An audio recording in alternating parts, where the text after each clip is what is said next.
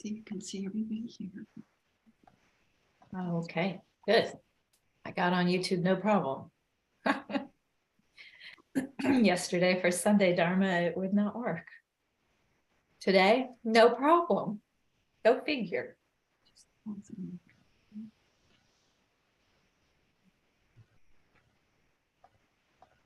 Okay, now can you see the main slide? Or do you see? I see it the same. It's like your slide number 1 and your slide number 2, and then all of them across the bottom. Okay. I think there's something we used to do over here.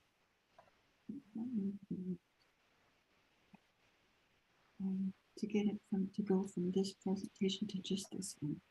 We used to do something, do you remember?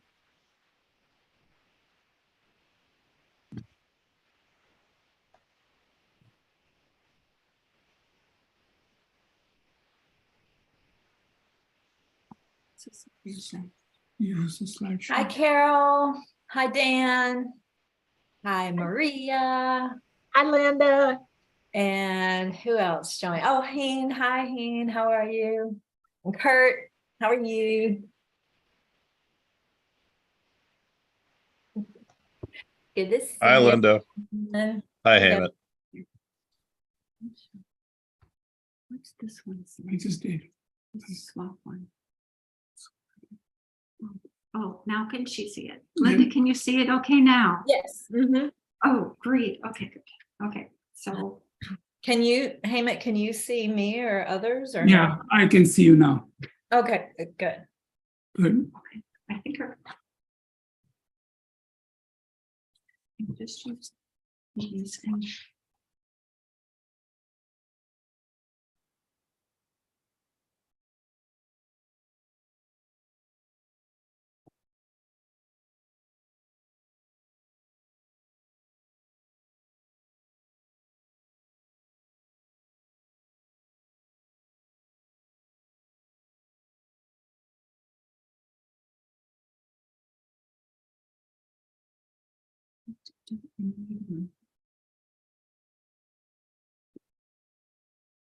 Need the mouse.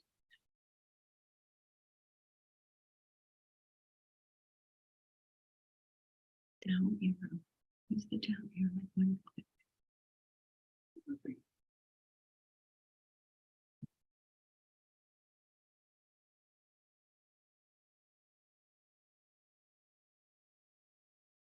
And let's see, Megan, I just sent you an email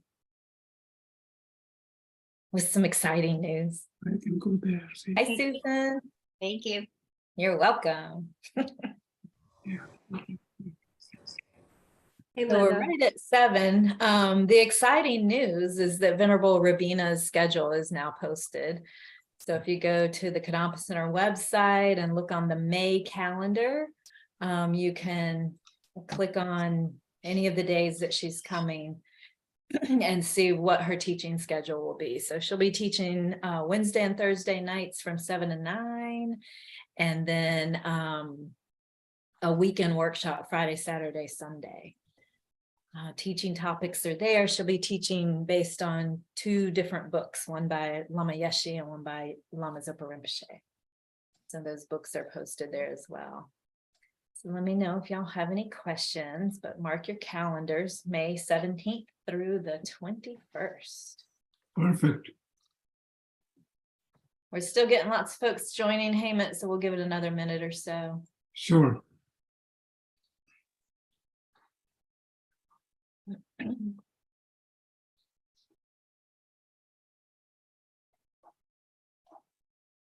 I see Brian just joined, huh? Brian, right?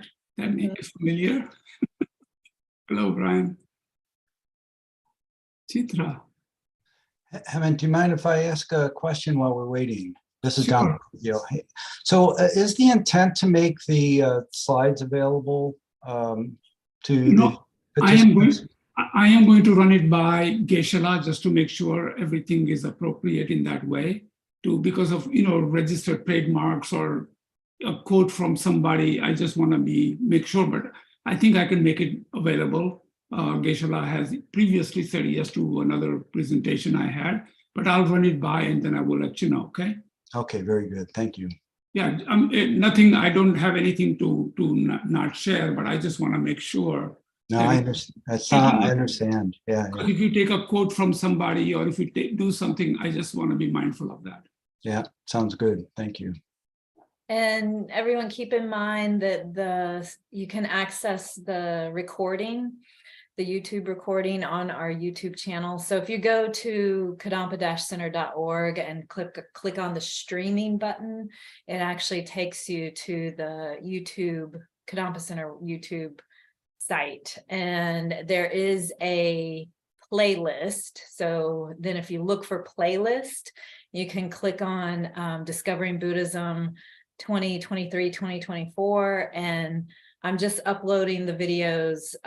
The top one will be the most recent class. So you can also, reference the slides that are in the video recording. I know it's not as easy as looking through a PowerPoint, but they are there and you can access them that way. Sure. Wow, lots of people joining today. Yeah, we still have folks joining. We're up to about 28 participants on Zoom. And let me check YouTube real quick.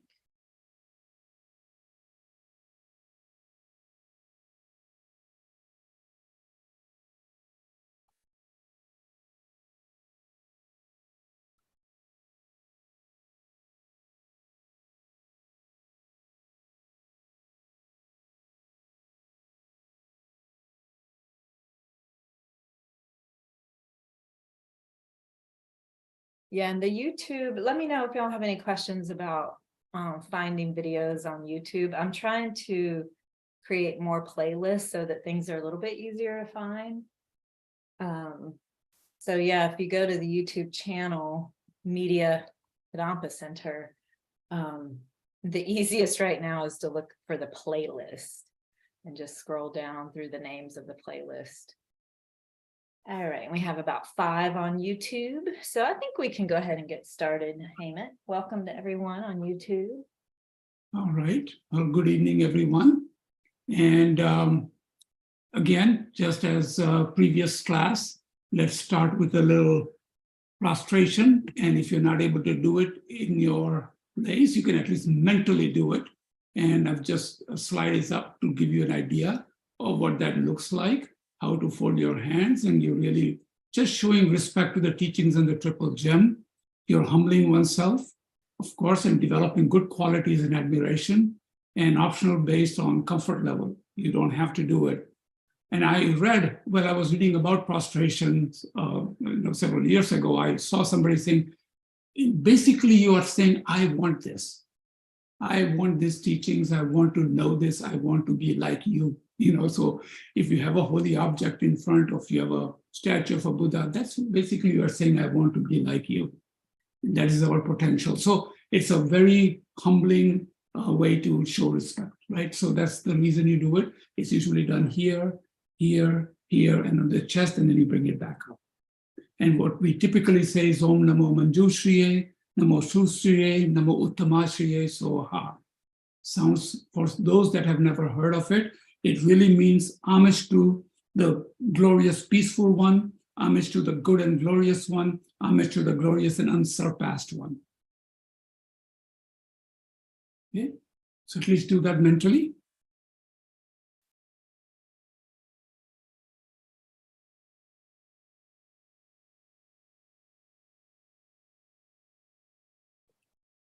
Okay, wonderful. Okay, time to bring ourselves to the class. Everybody has a busy day, all kind of activities, a lot of mental chatter, a lot of work, so many things going on in our lives. This is a good way to just develop your concentration and to bring your mind and your focus to this session. So again, very typical. You want to keep your back straight, not rigid, but just like a stack coins, right? Just kind of straight. It allows the wind to flow really nicely. If you're sitting on the floor, obviously it's cross-legged. Okay, it's called Vairochana position. If not, if you're sitting in a chair, just be comfortable. Okay, your arms are relaxed. You're putting the left hand over your right hand and your thumbs are touching. Okay, your head is slightly tilted. Your jaw and mouth are relaxed. Your tongue is touching on the top of your palate behind the teeth. Okay, and your eyes can be slightly open. And if it's not comfortable, you can close it. The only reason they tell you to keep it slightly open is to allow some level of light and you're focused on your mind so you don't fall asleep. Because people who meditate for a long time, you close your eyes, you start to doze off, right? So this is just to make you comfortable and not so tight, right? And then let's do that. And what you want to do is concentrate on your breath. Okay, so you breathe in and out a couple of times normally, and then just keep your normal breath. And you want to either pay attention to the breath leaving or at exhale or inhale by your nostril, just feeling that sensation, or at looking at your stomach, extending and going back in, right? Just keep your focus in one spot. That's the idea of concentration. So let's do that for a while.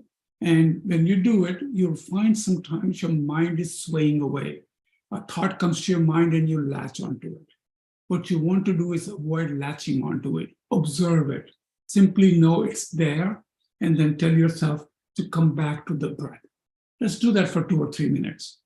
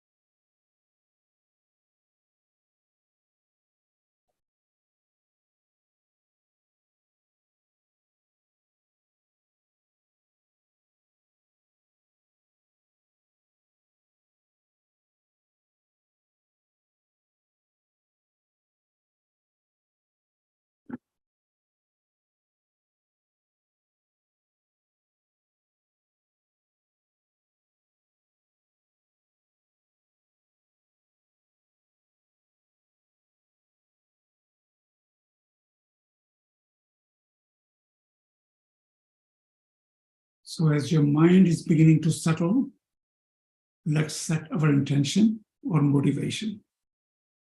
Okay? This is one of the most important things we do in this tradition, is to set our intention. We all know that in order to do something, you have to have an intention to do it.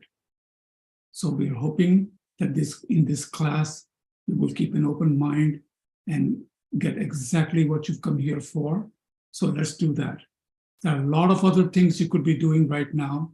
So ask yourself, what is your intention right now for listening to this course? And then in this tradition, there is nothing better than trying to develop one's mind. To spend some time exploring the topics in presenting the path margin and how you can apply what you're learning for your daily life.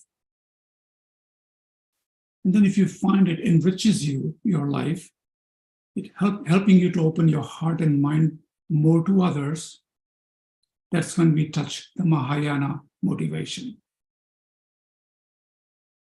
which is a great vehicle tradition to benefit others.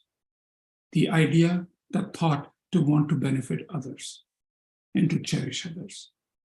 So think, may this action here, this sitting together, listening to Buddha's ideas about happiness, about suffering, about how things are, all the questions we have, may listening to this strongly develop your potential or my potential in my mind. May I take some tools from these sessions to develop my own mind. and its amazing potential to be of benefit to others, all the way to perfection, to Buddhahood, enlightenment. And may this action of being here today, being a part of this class and learning about and listening to these teachings be a cause for exactly that result.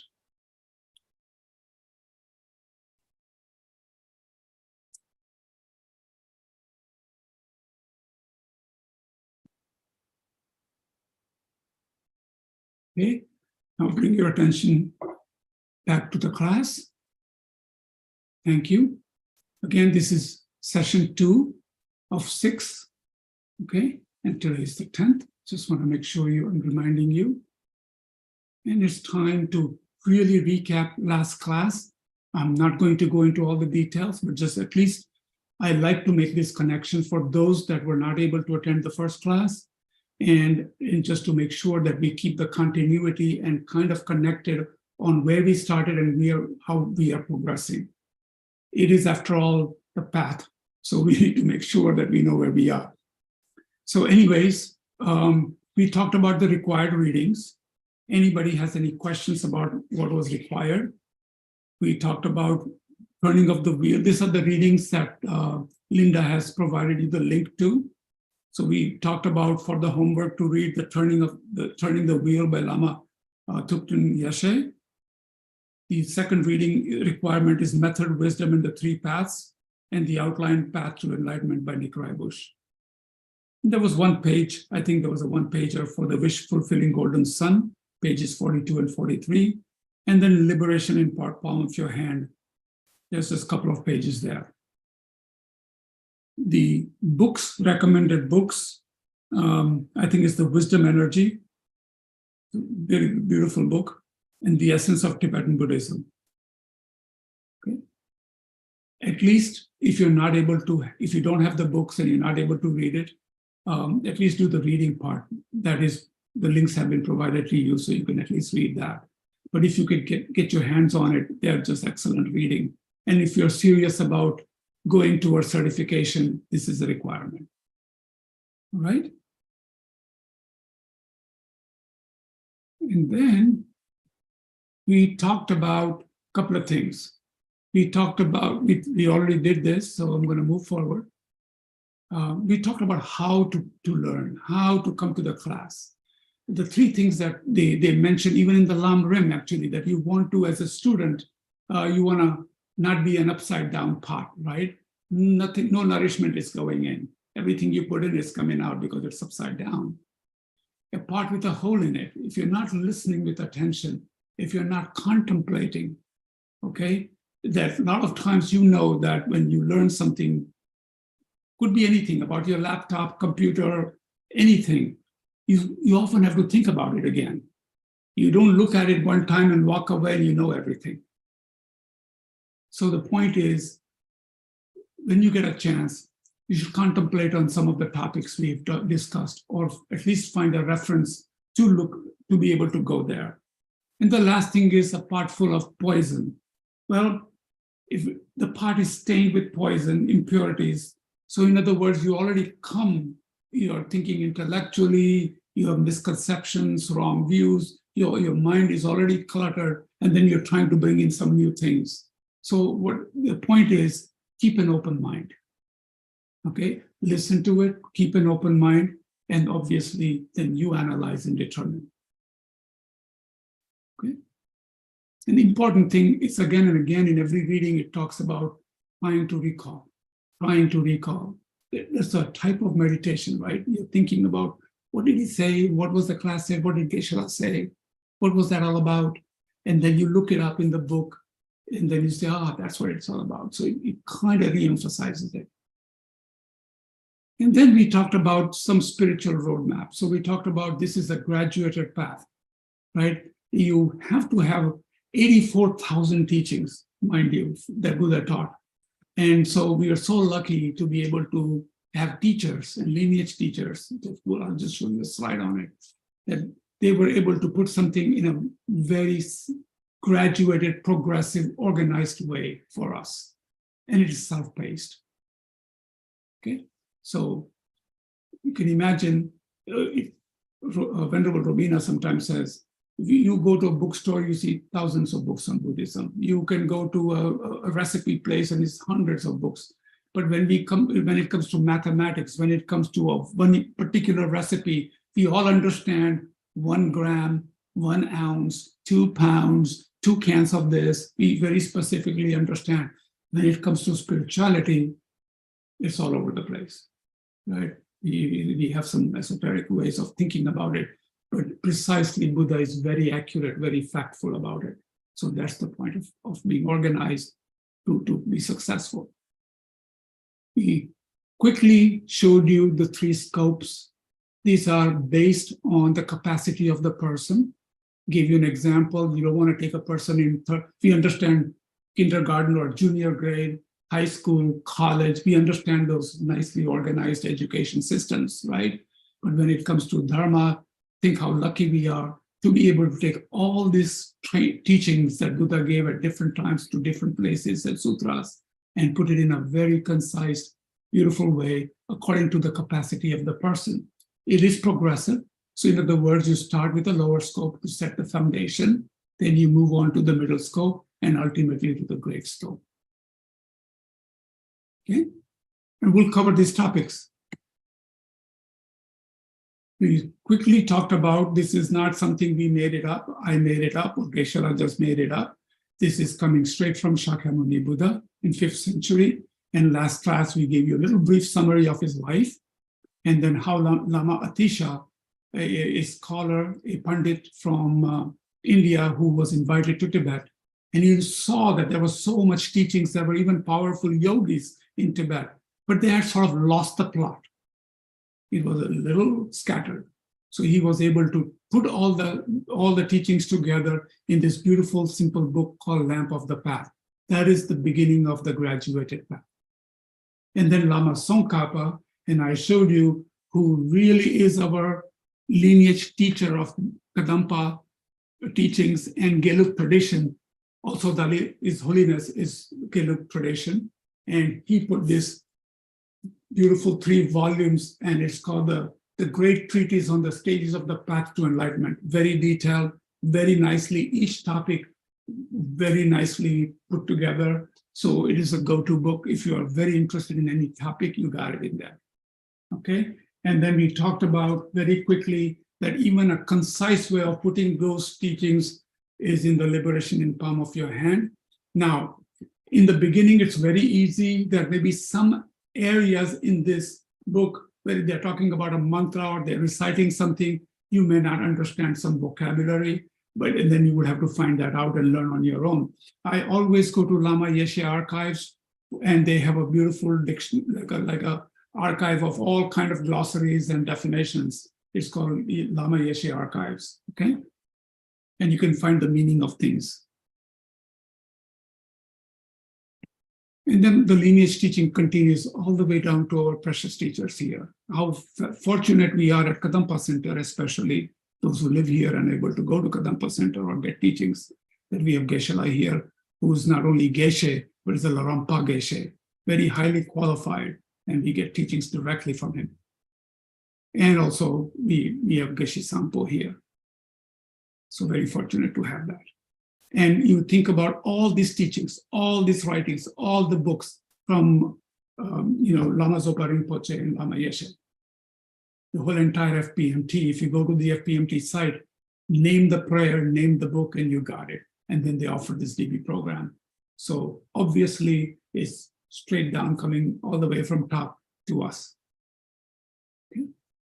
So thankful for that. Today, we're going to, again, have some definitions. I like to put definitions because it kind of gives you some foundation, because we use these words so many times, nirvana and enlightenment and samsara and all these words. Sometimes it's good to slow down and say, what does that really mean? So that's why I have definitions. We'll talk about the qualities of Buddha today. Okay, obviously we are applying for the job. We want to become a Buddha, but maybe we don't know what it is to be a Buddha. So it's good to know a little bit about that. Right? And then we have already covered we've covered one of the 3 preliminary contemplations, the nature of the mind, a little snapshot on that, but then we'll move on to the next topics, okay? So let's start. Here's your first definition, samsara. I think we talked about it last time, but I didn't show you. It is the beginningless, reoccurring cycle of death and rebirth under the control of delusion and karma, fraught with suffering, or I call it dissatisfaction, aging, sicknesses, death, and all the dissatisfaction. Yes, there are happy moments also. But generally speaking, we would say that if you look around, we all have something going on and we're all seeking happiness, peace of mind. The root of samsara externally is because we don't see the way things exist. Internally, we have a sense of exaggerated I, which then drives all our behavior, a strong attachment to us. And then all of a sudden, if the I does not get what it wants, we are upset. I like you and I don't like you. Why? Because I is getting something from I like you and I is not getting what they want from the I don't like you, right? So in that way, think of it in that way, in a simplistic way. And it says this is the basis on which all the worldly thoughts which create samsara. The ignorance creates all the attachment to the I. Ignorance of not knowing what reality is. And we'll cover that. And that is ignorance is in the bottom here. Literally not seeing that which exists or the way in which things exist. There are basically two kinds of ignorance, of karma and ignorance of ultimate truth. Ignorance is fundamental delusion from which all others spring, and we'll cover that. So whenever you talk about three poisons, they talk about ignorance, attachment, and aversion. So just to become familiar with those kind of that language, and we'll cover a little bit more about ignorance later on.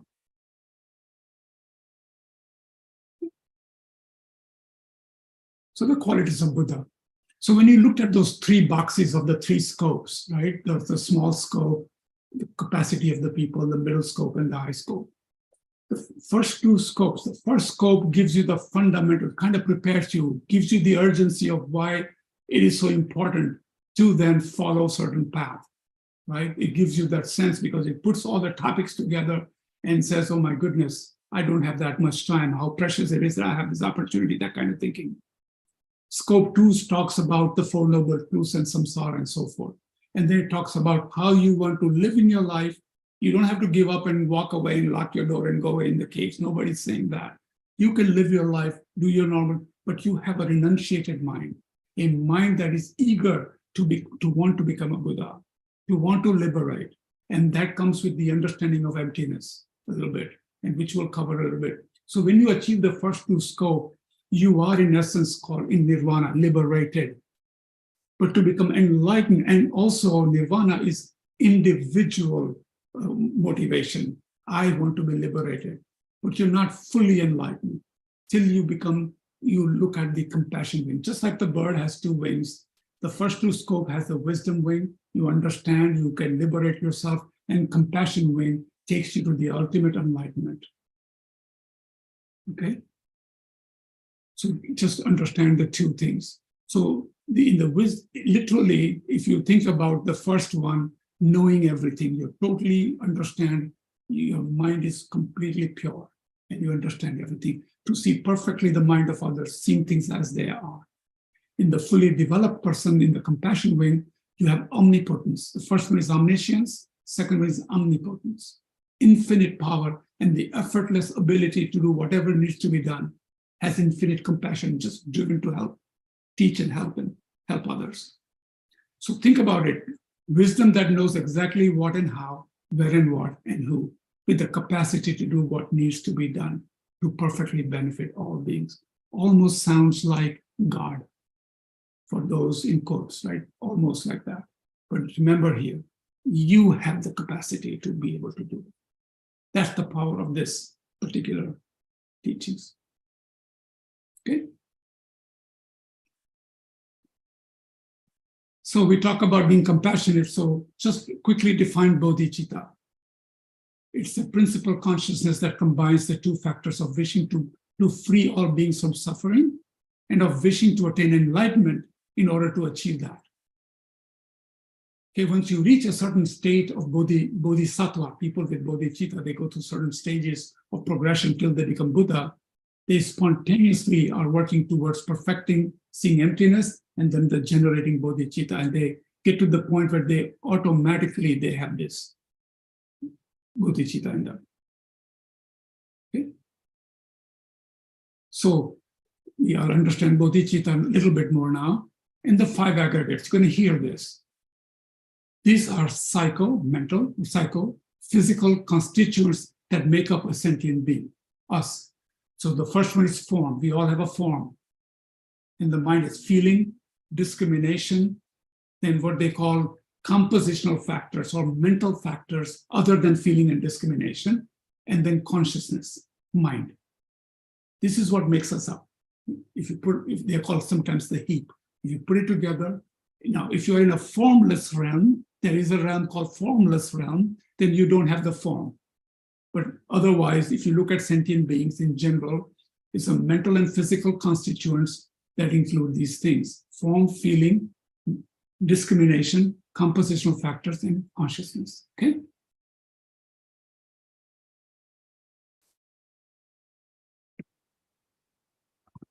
So now we are really touching the first real topic of precious human rebirth.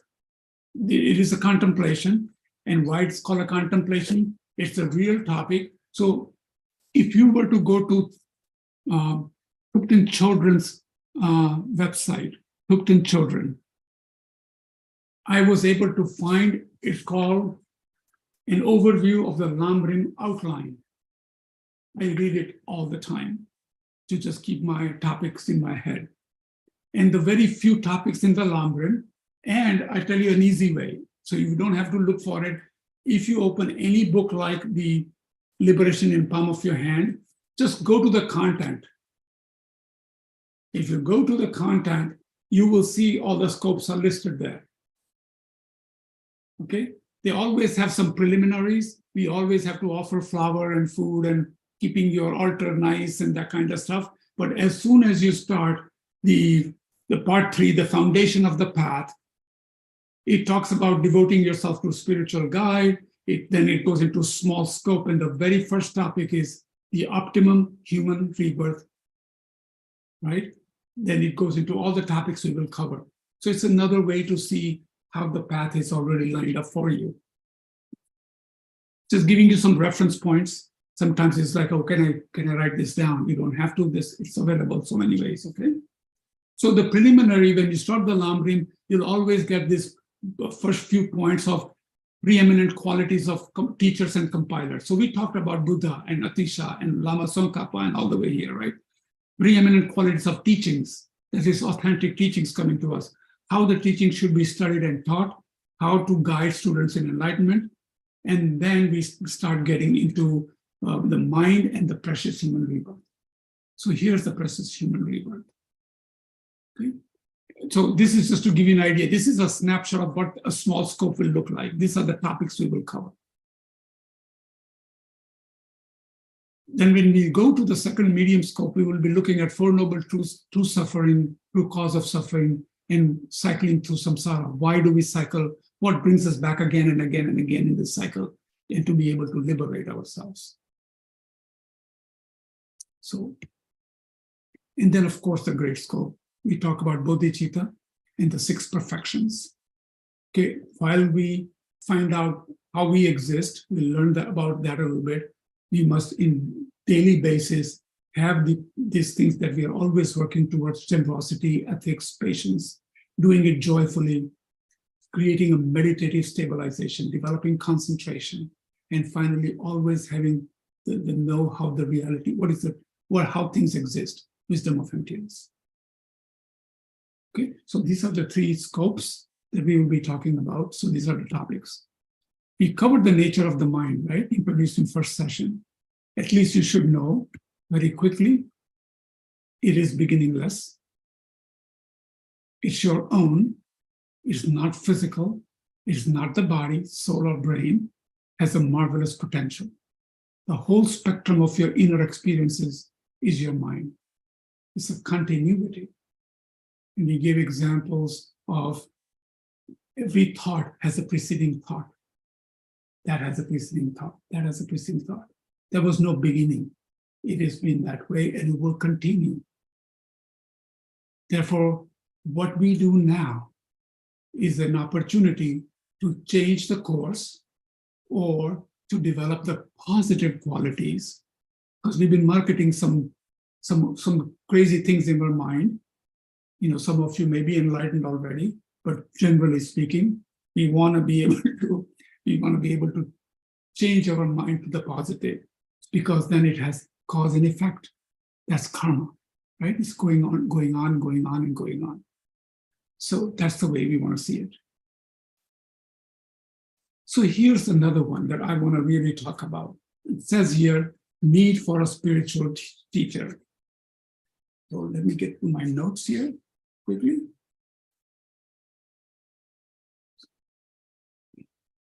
Okay, so it said that, matter of fact, I'm not going to go too much into detail because the very next module you're going to, if you're going to take DB classes, is going to be on spiritual teacher. But this is a contemplation, it is part of the path, it is part of the Lamrim, so I'm obliged to talk about it. So this is a difficult part for many, right? A lot of people want to stay and just go online and read, right? And we say, you know, I've heard too many cults and problems with people leading people to the wrong way. So we already come with a filter in our mind. However, if you open your mind, there are ways to check things out, correct? So first we check the teacher's quality, okay? For example, if you were to just think about His Holiness Dalai Lama, okay? You see his quality. Thousands and millions of people know his quality. From top to down, educated people, non-educated people, lay people, whoever, and monks and nuns, everybody has so much respect for His Holiness, for example. For many other faiths, they have their leaders and so forth. I'm just giving you an example. And if you ever get a chance to go in his presence, it doesn't matter if there's 10,000 people sitting in a stadium, something happens. It just comes alive. The teachings come alive, right? You just know he's a very spiritual, highly involved person, being, right? So you check the qualities. I'll tell you another way. So we look at Geshe-la, who's teaching you. You see his qualities. You interact with him when you get a chance. If you get a chance to, please do. And then he tells you, my teacher is coming. So I tell you what, I don't even have to go further, because if my Geshe-la is telling me his teacher is coming, I already know what kind of qualities he has, right? So those are some things we can go back. Now check the students out. Lama Zopa Rinpoche, he goes with a wow, what teachings he gives, beautiful teachings. And look at his students who teach us. Amy Miller and George Chernoff and Venerable Robina, so many others, right? Some people we may be attracted to, some maybe may not, but if you look at the quality of teachings. So you can imagine what that teacher is like. So you check their peers, you develop confidence. Once you have a confidence with the faith, then you need to learn how to develop that relationship. It's not like a personal buddy. You put our arm around and go out in the town. You have to have a reverence and yet a relationship where you can share and learn. They will guide you, they will mentor you. And I'll tell you, people who say, no, I don't need a teacher, I always ask them, how did you learn to walk, crawl, cook sometimes? You had to have a teacher somewhere, your parents, your grandma, your father. You went to high school teachers. You sometimes need to have a personal touch like that. And especially when somebody's guiding you through shifting your mind to positive and guiding you through teachings. Some of them could be difficult if you don't understand the meanings. It is important to have a teacher, but once you have the teacher, you should learn how to devote oneself. With that, here's something from Nick Reibush. He's a student of Lama Zopa Rinpoche. I believe he at one point was a monk also. He's a doctorate, I think.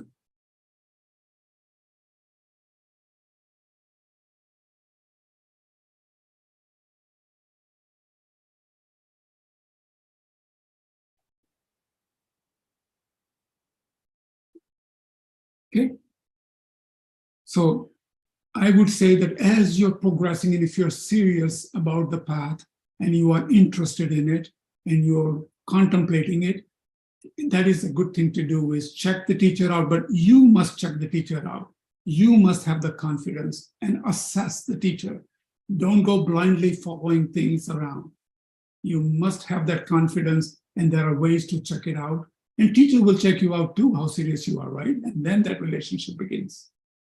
So, okay, this is not a blind faith by any means. Okay? Okay. Let's go to the third one, the precious human rebirth. So think about it. Geshe-la says many times, I think he gives an example of take an ocean and you see a bubble and a little fish with the one eye that pops up once in, I don't know how many times. That's how minuscule of an opportunity you have to get a human rebirth. It's a way of expressing it, that it is rare. There are many types of dimensions. Human birth is rare. So now, why is it called precious human rebirth? So I know that maybe I have a book here somewhere. Let me find it. Oh yeah. Linda, I know when Gary used to give a copy out of this meditation Lamrim outlines, it may be in one of our classes where we shared with the class. I think Yes. I'll try to find it and post it. Okay, so it is called the Extended Lamrim Outlines. These are meditations on every one of these topics. Okay, and in Precious Human Rebirth, I'm gonna see if I can move forward. So it says, we have the qualities that other lives don't have. We have opportunity to practice. We are born in a country that has spiritual teachings. There are countries you can go right now and you're not going to find Dharma. For that matter, any faith.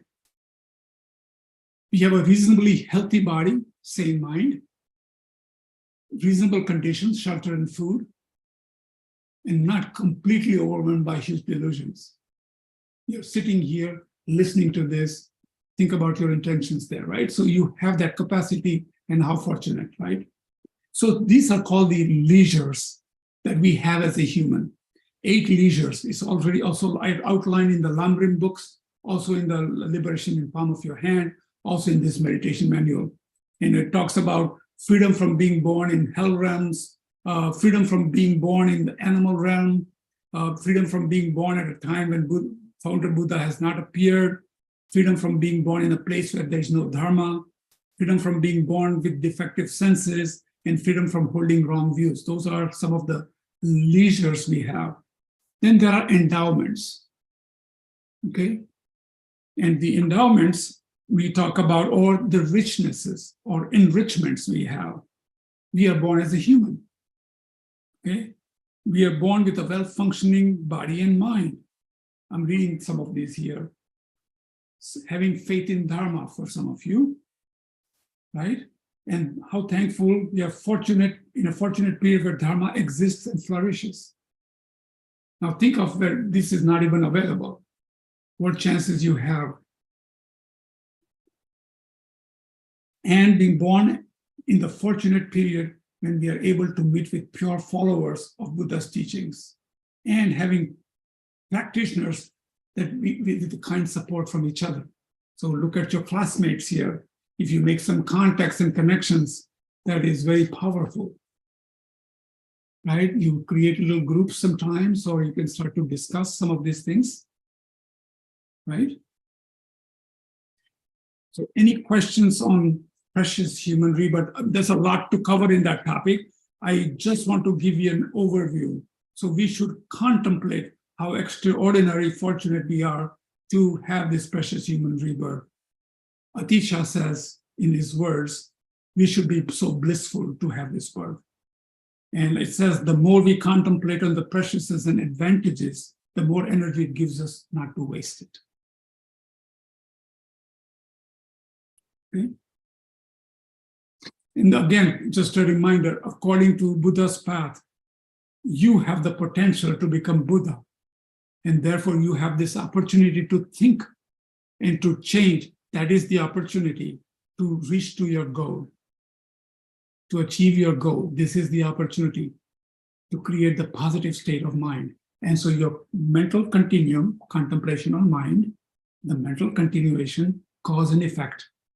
You create the seeds right now, see how precious this is, how valuable this is, and you create those positive seeds, and guess what? It's going to catapult you to the next effect of that, whatever that may be. Okay? Good timing. Okay, now comes the next topic, death and impermanence. So again, just a reminder, we are looking at the first box in the 3 scopes: precious human rebirth, death and impermanence. Then we go into the little bit, a quick note on the different realms, and then we take a refuge. The last topic is karma, but it's a pretty large topic, so we'll cover it next time. But this is death and impermanence. Quite a bit to talk about in this one in a way. So you can see point number 1. Death is definite and natural. Time of the death is uncertain.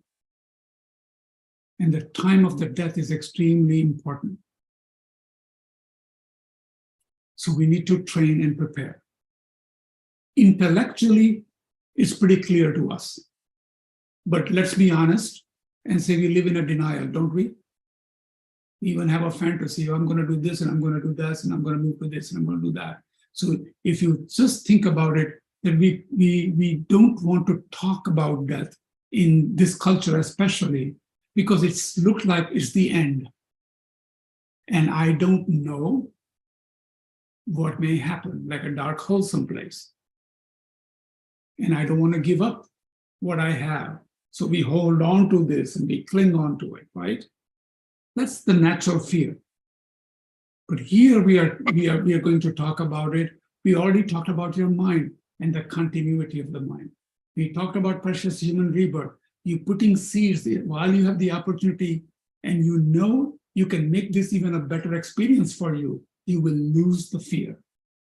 And what you carry with you goes on. So when the time comes nearing death, people, what are you at that point when you may be in a hospital or maybe a sudden, whatever the case may be, your mind may not be very active, but if the seeds are deep in your mind, guess what will come to your mind? Whatever is in your mind, right? That's what pops up. So the point is, you prepare, you work on it. This is why you go through these things. You do the mantras, you understand the mantras, you learn, you have a simple way of following rather than going all over the place, kind of focus, and you develop those positive mindsets. When you have that, that's what's going to guide you when the time comes. So with that said, I'm not going to get very deep into this. There are some beautiful books. I will point one to you, and even I can even point to another one. Again, when I show these books to you, I am not telling you to buy it. I'm not telling you to go shop for it. But as a reference, if somebody says, where can I find it? There are a couple of books. One is, this is from Lama Zopa Rinpoche, and it says, How to Enjoy Death, Preparing to Meet Life's Final Challenge Without Fear. It's a beautiful gold book. If you care to, it's available and you can certainly look for it. And then when the important piece here is, you got to understand everything changes, right? The very first thing we say, the subtle level of impermanence is that anything that is coming to its being, it's already disappearing. Even your thought, as soon as something comes, even as this particular moment is already gone, I'm into the next moment. So even when you were born, you're aging already, right? You're already, as soon as you're born, you're aging from that on. So anything even coming necessarily moves on to the next stage. It moves on. So things are impermanent in a way that is good, because change allows you to change. If your mind was static and non-changeable, you would be sitting like a rock someplace, right? So change is not bad, but you have the ability to make positive changes. That change is good. Okay? So everything is impermanent. So with that comes, obviously, we know that this body will go, mind will continue. It is a hard transition. It's like changing the house that you really like. It's a difficult transition. But if you prepare for it, it's easy to transition. Right? So we're going to take a look at, just very superficially, I'm going to tell you a little bit about the stages of death, so at least you understand what the process is like.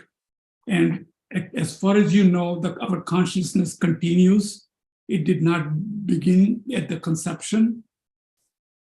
Everything we say, do, and think becomes seeds in the mind, will bring final results that will be your experience.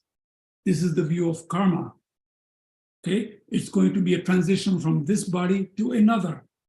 We've done it millions of times, Buddha says. We're mentally not used to it because we cling on to powerfully what we have now. And that's why we suffer. So we have a fantasy we won't die, and we are imposing that again and again and again. And it is truly a fantasy because that day will come, everything goes. So what is real is to look right in front of you. This is reality. What can I do to make it a pleasant transition? So with that said, the first stage, so what happens in the first couple of stages? Let me just quickly walk you through it.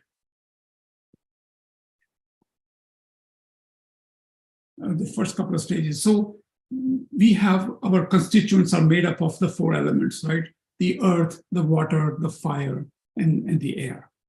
And when the body is going through the death process in the beginning, the first thing that happens is the earth element ceases. The body becomes thin, the limbs are loose, and you feel like your body is sinking under the earth. And when that aggregate of the form, remember the 5 aggregates: form, feeling, discrimination, mental volitions or thoughts, and then consciousness. When the aggregate of form absorbs, the limbs become smaller, the strength is consumed, the eye sense goes and you cannot open your eyes. The internal appearance is that of a mirage. The second stage, the water element dissolves, the saliva, the sweat, the urine, the blood all starts to dry up. When the aggregates of feelings absorb, the body consciousness can no longer experience the 3 types of feelings: the pleasure, the pain, the neutral feelings. When the basic wisdom of this particular dissolution takes place, one is no longer mindful of the feelings accompanying those mental consciousness. The ear sense ceases to function, and the internal sign is that of a smoke. Okay? Then the third one is the fire element. You don't need to remember all this. This is all in the books. I'm just giving you a kind of a quick snapshot. The fire element goes. The food in your stomach or medicines, whatever you have at the time, you cannot digest it any longer. The aggregate form of discrimination absorbs. You're no longer mindful of affairs of the close people. You kind of lose everything in that way. The basic wisdom analysis dissolves, the wisdom of analysis. No longer remember the names of the people.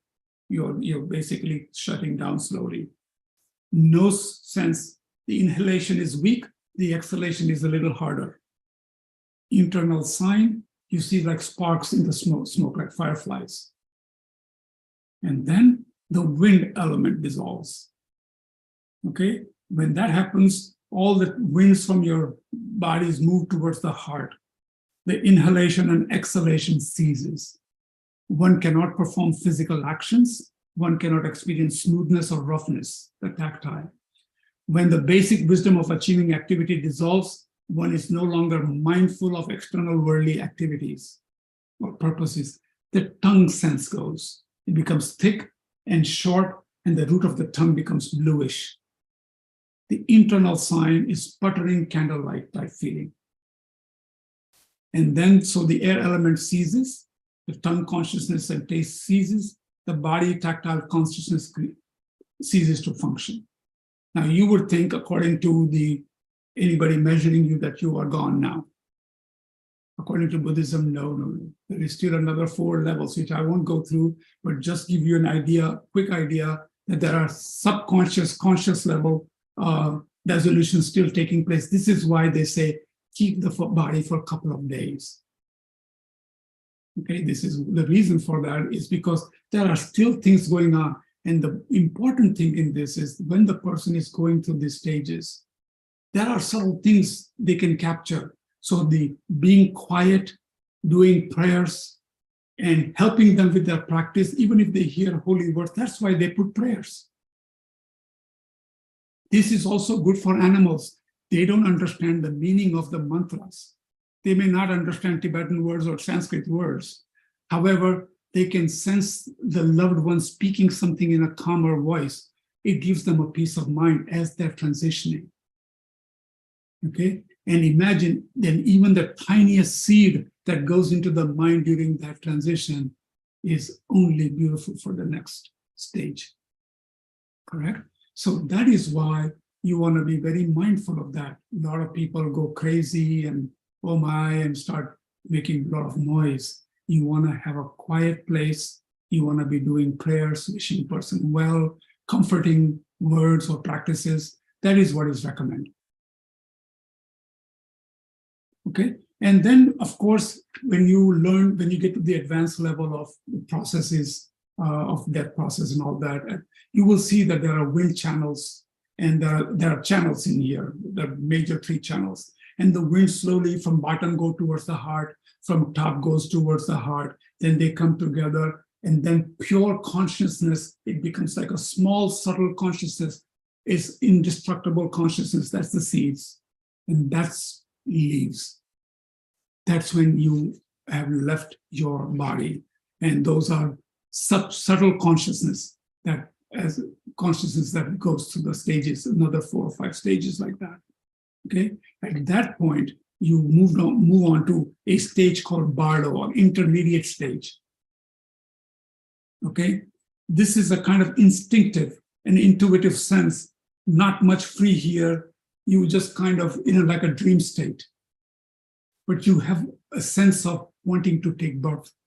You start to sense that things are over now, and you crave to take some level of birth. That's when your mind mixes with another body.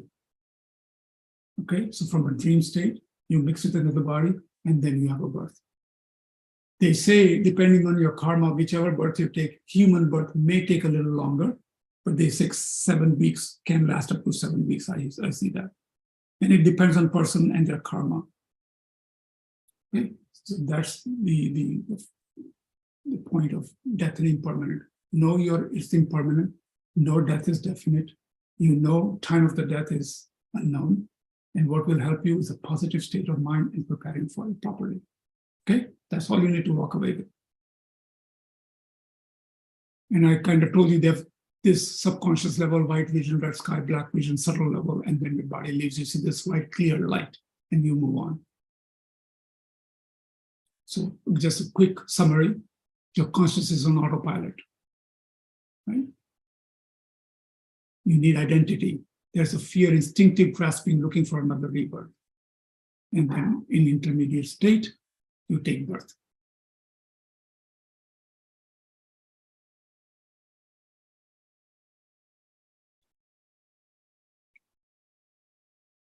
Any questions?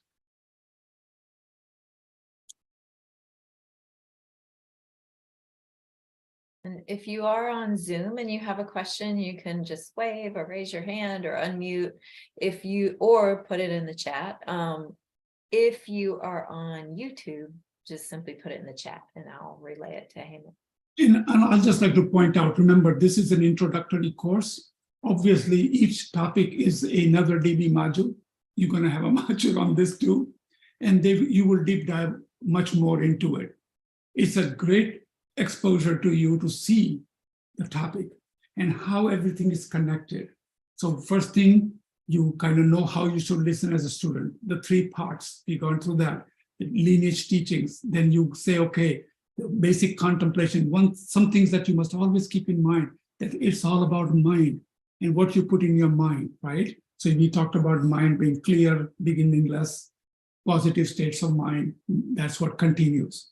And then we move on to having a teacher or a mentor that's going to guide you through this path properly. So you need to develop and assess their qualities. You qualify them. And then once you have that relationship building, your teaching becomes even stronger. And then you can trust and you can see them as a teacher, as a Buddha teaching you almost live, right?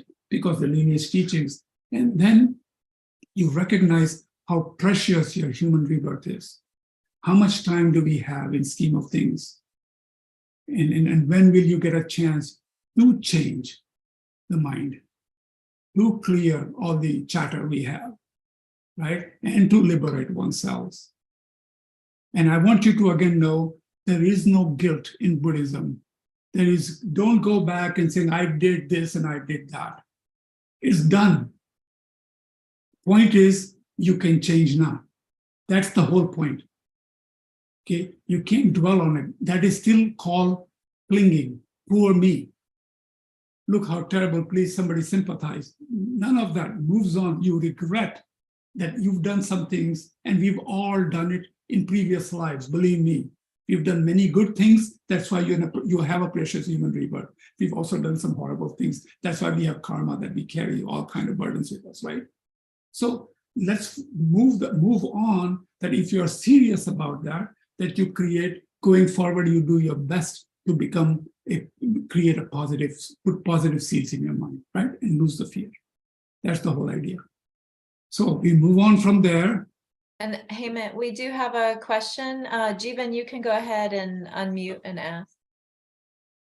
Yeah, a quick question. So logistically and formally starting and going along this path, does it look like, so you start at step one, and then in relationship with a teacher, then you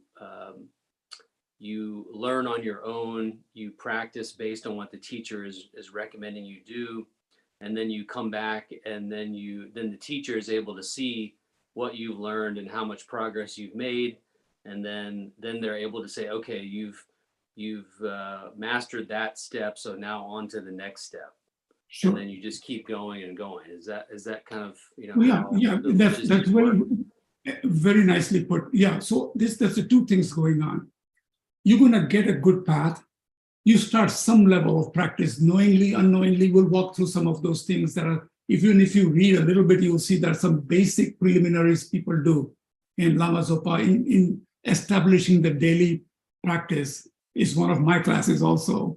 We talk about what needs to be done as a preliminary practice, how to set the motivation, how to sit down, when to meditate, how do you offer mentally or physically. So there are some preliminaries.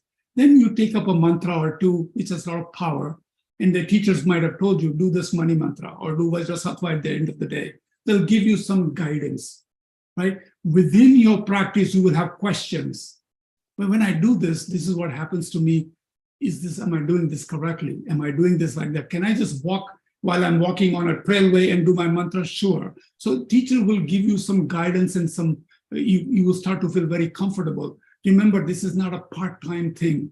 This becomes the nature of your life, right? It is not like yes, your practice, you need to take your 10, 15, whatever time you have dedicated to doing your practice. And as you advance, that will take some time, right? But that's up to you. Nobody's saying you need to do a lot and all that. Sometimes it's not even worth it. When you're doing it, do it the quality. And even the Geshe-la tells me all the time, Panditji, integrate. You can have the entire book by heart, but take those things and integrate. If you're changing your mind and you're doing your practices, you are giving me the biggest gift. So that's all I can tell you, that I think you are on the right thinking. That is exactly right. You go through the path, you understand it, you think this is something serious, you really like it, this is something you will do, you want to change your life in that way, it is your assessment. And once you do that, then you take a refuge, right? It's a commitment to yourself that I am coming under your umbrella, and we'll talk about it shortly. And once you commit to yourself, then you start small, do a little meditation, create positive mindset, and you will see if in months or if not yet, you will see how you were And if you are a different human being, you will be your own judge at that point, and you will see how it changes as you become kinder, gentler person. Okay? Yeah. Great point. And Hemant, we have two more. Heen, if you want to, or go ahead and unmute, and then Ayaz, you'll be next. Thank you so much for your teaching. I was listening about, you said when the body breaks down and we want to leave that person for 8 hours. Did I hear it correctly? No. If another person passes away in Tibetan culture or in many Asian cultures or Buddhist cultures, they tell you to leave the body for a couple of days. Yes. Well, let's say I'm talking about my body.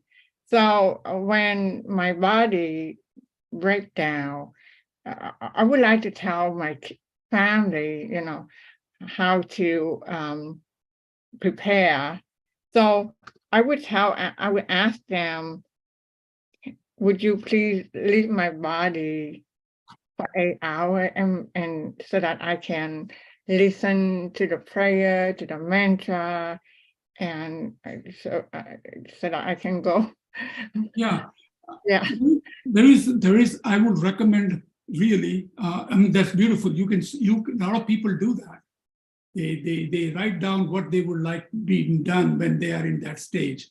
A lot of people will write this down sometimes, that please, allow this, let it be. If you can put some recording or tape or some music, that would be very appreciated.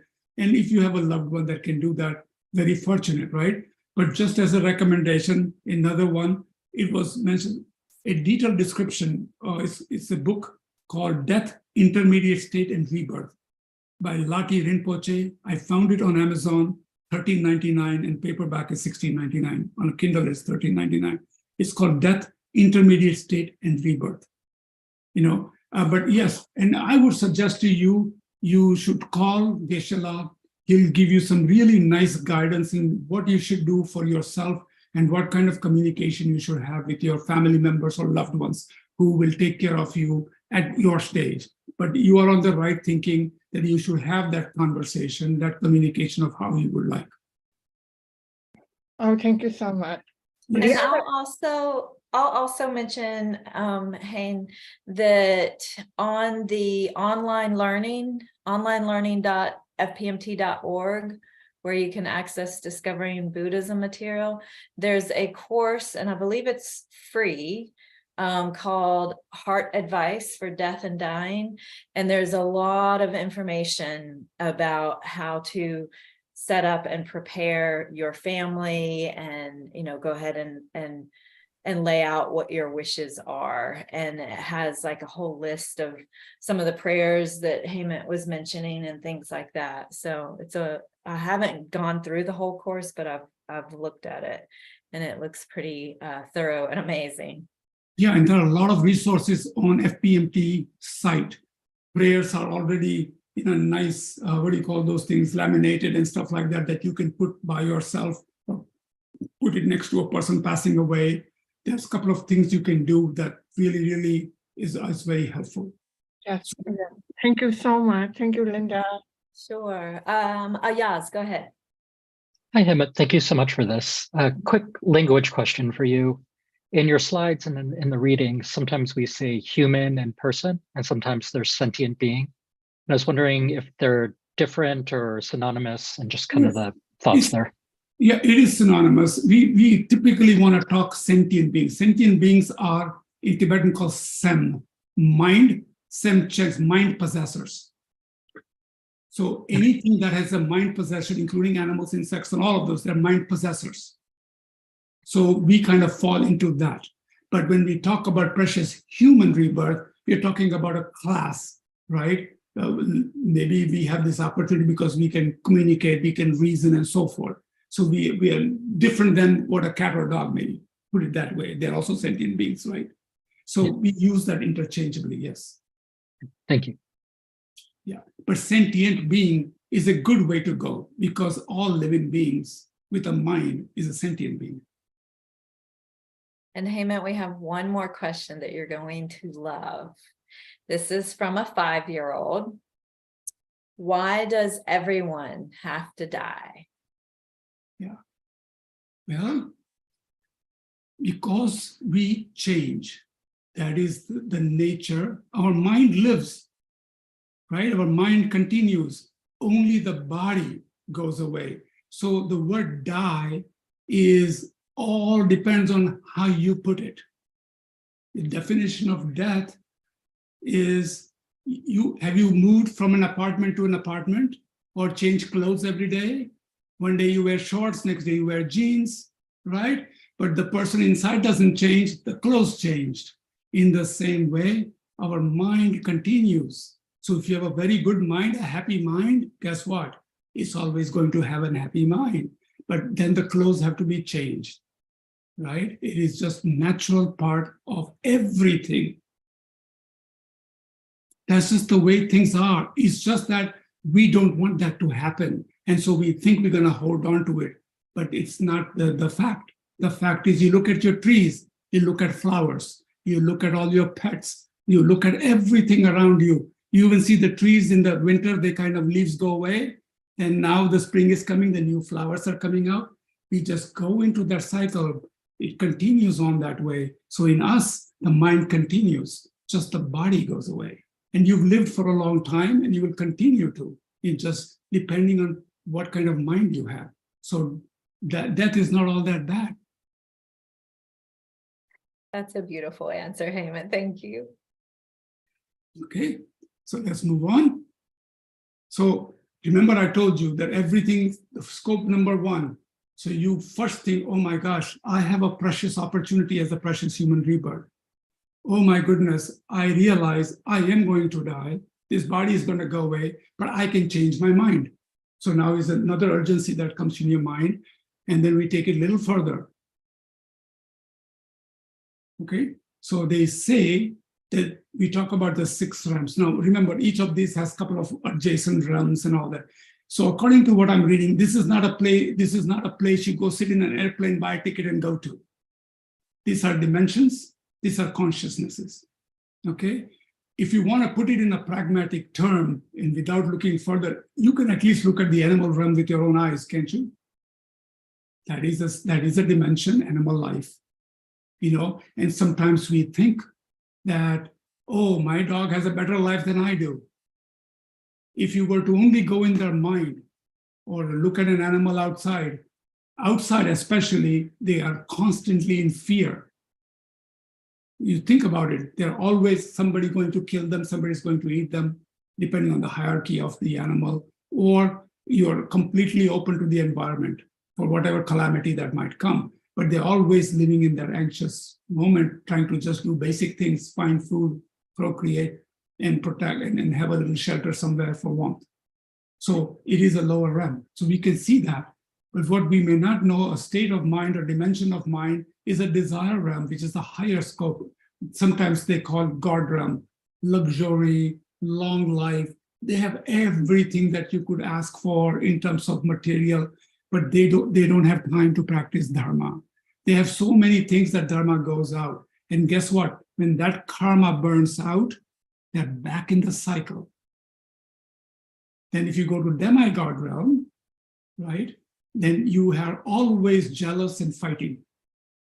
You know, it reminds me of some old Bollywood movies that they have about kings and queens, and all that they're thinking about is taking over. Roman movies, for example. If you think about the old 10 Commandments and some movies, I mean, how the kingdoms are always fighting to take over, or somebody getting in the power, or somebody takes over, always in a quarrel mode to achieve more. So they're called demigods. Like, then we have the human realm. Though we have some suffering and dissatisfaction, they call it an ideal realm to practice dharma. Okay, and then we go to the lower realm. We talked about the animal realm, and there is a ghost realm, and there's a hell realm. And you can even if you don't understand dimensions or consciousnesses, is a state of mind. So think about people right now who live in desert and don't have a morsel of food to eat. When you see people in some of the countries where they show you a child just hunched over with ribs showing, what kind of a dimension is that? Human realm, but see how karma has brought that kind of environmental calamity on them, right? So even if you don't understand dimension, at least know that this is not a place you buy a ticket to go to. I'll go to Desire Realm tomorrow and come back. No. Depending on your karma, depending on your propensity of your mind, you may reach this different. So point is, again, human rebirth is a pretty ideal situation where though we may have some problems with aging, sickness, and death and all that, you can still practice. Okay. So let's see if I have more to this. No. Okay, good. I think we've covered it all there. So the last thing I have for today is the refuge. So now you come somewhere in your mind deep down, this is not now in terms of this moment, in general, that you've done some contemplation, some looking, and you really find this path as a very pragmatic, something you can do. And you said, you know what, I'm going to get onto this train, and this is my journey. I'm going to hop onto this boat or train, right? This is my path. So at that point, you need to make a commitment that, yes, who am I going to turn to? Who's going to lead me? And this is when you take refuge. Refuge, in my own words, is a deep commitment to yourself. There is a beautiful ceremony at the center sometimes, Geshe-la or his teacher would give you, but they give you a Tibetan name, you take some promises, some precepts, and you follow some lay vows. I shall not kill, I shall not steal, right? Things like that. There are a couple of precepts you take and you make a promise to yourself. You don't have to take those precepts. You can take one or two or choose one not to take. But there are 4 or 5 precepts that precepts mean promises. You take vows, you take. That's what I meant to say, vows. And then as you progress, there are other vows. You can take bodhisattva vows, and you can take vajrayana vows. There's all kinds of vows. And monks take many, many vows. They live very disciplined life. But at least to get into the path, these are some basic things required. Okay? So you take that, and then you think yourself that you come to a conclusion that the Buddha is like a doctor, that Dharma is like the medicine, and my Sangha members are like the nurses or the PAs that can support you. So always keep that in mind. That's how the family comes together. And they call that the triple gem, right? Buddha, Dharma, Sangha. When you even conclude, you say, I take refuge, you take refuge in the Buddha, the Dharma, and Sangha. And what do you end with? By my merits, or whatever the words you say, by learning, may I become Buddha to benefit others. That's what we say in very short every time we take refuge. So now you can understand, you have the capacity to have the potential to become Buddha. You can create a positive mind. You can liberate. You prepare. You understand the path a little bit. You want to take refuge. So then you take refuge. And they say once you take refuge and commitments, your mind, your thoughts, your positive minds are even stronger. Because while somebody can do a positive things, but a person who is committed is always in their system. So even a one positive action has a much more deeper merit for you now. Okay? So that's why you take refuge. So next time, maybe a little more on some vows and a couple of things. If we have time, then we'll go into karma, abiding the laws of karma. A couple of quotes, Master Nagarjuna, who he is, I'll tell you. We'll talk about the non-virtuous actions to avoid of body, speech, and mind, and 4 conditions under which karma rides. It's a little bit about karma. Okay, and depending on how we do, we'll progress forward. So with that in mind, we'll do a little dedication. So let's do a dedication. So again, take your posture of calm abiding meditation we do in the beginning, just by sitting calm, keeping your back straight, head tilted, your hands right over left, thumbs touching. Just contemplate for a minute the class. Just think about what we just covered. And then we'll do a little dedication.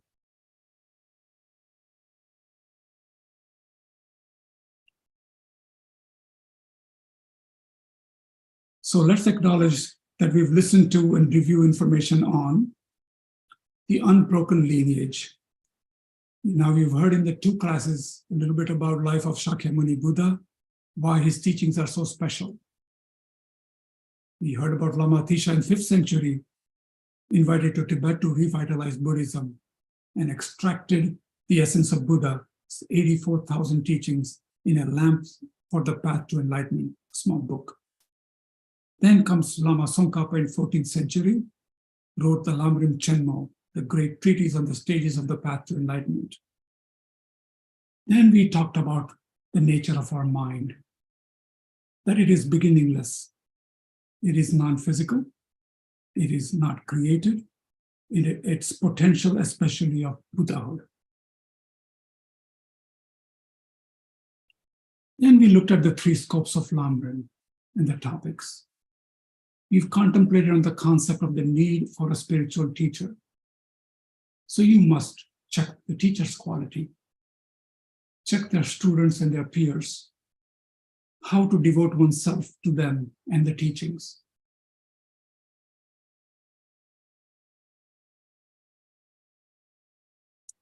We looked briefly at the precious human rebirth, what makes it so special, how to be energized and not to waste it, that it could end at any moment. We thought about death and impermanence. It is definite, time of the death is not known, and how Dharma can help you. The death process itself, just an overview, potential for future rebirth. We looked at the fact that I could die any moment and I need to train and prepare. These seeds have gone in and we've thought about these things. May they ripen as quickly as possible in the development of my own amazing potential so I can really be of benefit to all suffering mother sentient beings.